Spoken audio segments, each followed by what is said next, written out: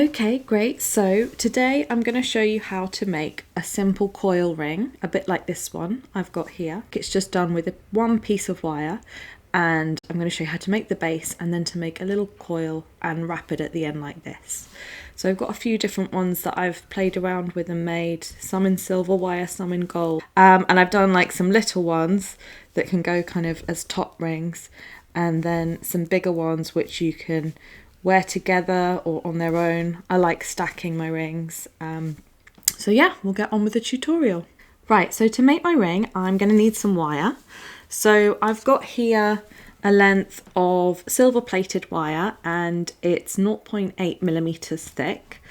And I'd say I've got about probably about 75 centimeters, so not quite a meter long. So I've got plenty to work with. And I've also got a mandrel, which is like a wooden tapered stick. If you don't have one of these, you can use anything circular to shape your wire around. And I'm just going to take one end of my wire and wrap it around my mandrel. You can see I've made a mark where my finger size is. If you're not sure of your finger size, you can just use a ring that you've already made or one that you already have and just put it on the mandrel and make a little mark. So once I've got my size, I'm going to wrap my silver wire around the mandrel 2 times, just like that. And then whilst holding it with my other hand, I'm just going to pull it off the mandrel and put it aside. Then at this stage I can check the size and make sure that I'm happy with it for whatever finger I'm making it for. It should be a little bit too big at this stage, so it's going to lose some of the size on the inside, so you want to make it nice and big. Then once you've got the size, you're going to take the shorter end, push it up and then down through the middle of that loop, and I'm literally just wrapping it around the other wires 2 to 3 times to hold them in place. So just do another one and try and make your wraps as neat as possible. You'll find with these wire rings, the more you do them, the easier they get. But try and get them nice and tight together. And then I'm going to put my mandrel back into my ring and twist the long piece of wire around the mandrel half a circle to meet the opposite of where I've just done my wrap. So what I want to do is do another wrap on the other side.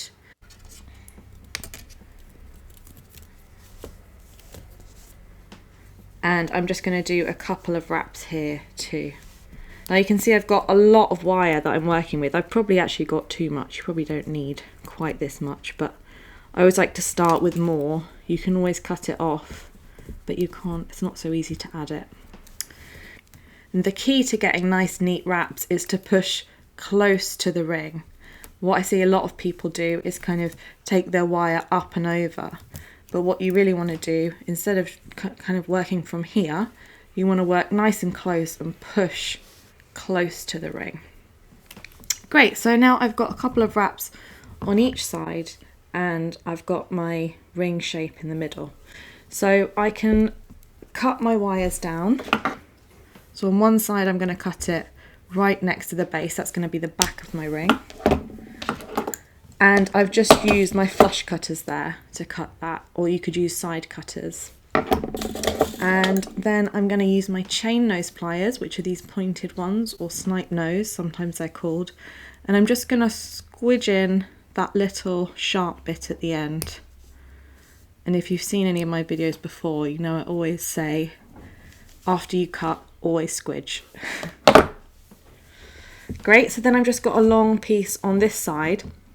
And essentially my ring is now done, the ring base, and all I want to do is make the coil for the front. So you can see like on this one, it's got a nice coil at the front, and the same on this gold one.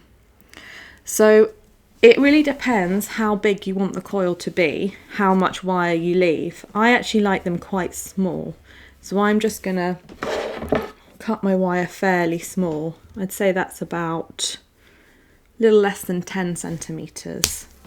I'm just going to snip there. If you wanted a bigger coil, you could leave more wire at the end. And if you wanted a small coil, then you could cut it really small.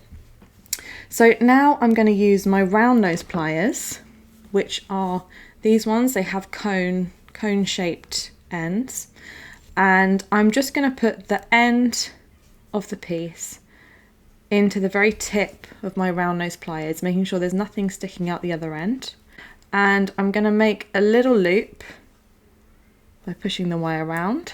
So I've got a little loop at the end, and then I'm going to take my chain nose pliers again, and this is the crucial bit for making the coil. So I'm going to place my loop into my chain nose pliers with the tail sticking out the end. So I just place it across, and you can hopefully see that the tail of my wire is just coming out. Then what I'm going to do is, using my thumb, I'm just going to push my wire round so that it wraps around the coil. Then I'm going to lift it up and twist my whole piece round and put it back in my chain nose pliers again with the tail coming out of the end.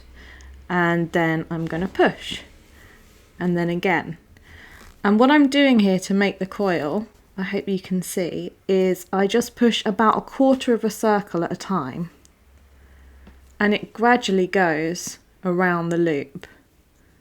And the trick is not to do too much in one go. So I just hold, push, hold, push, hold, push, constantly moving my pliers along to get a nice even coil shape.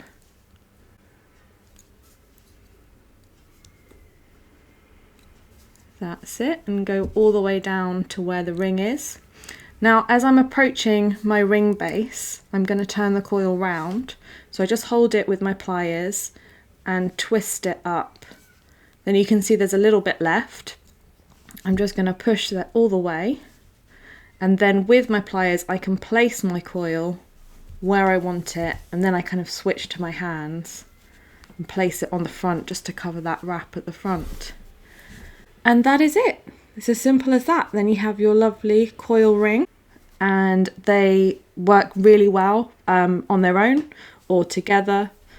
And as I said, I quite like to stack them. They're really, really simple to make. So why not have a go? All you need is some wire, a few pliers, a mandrel if you have one, or I sometimes use like Pritt stick or any kind of household object that has that shape, and they make beautiful presents or pieces to wear for yourself. It's a great way to get used to your wire wrapping and using your pliers.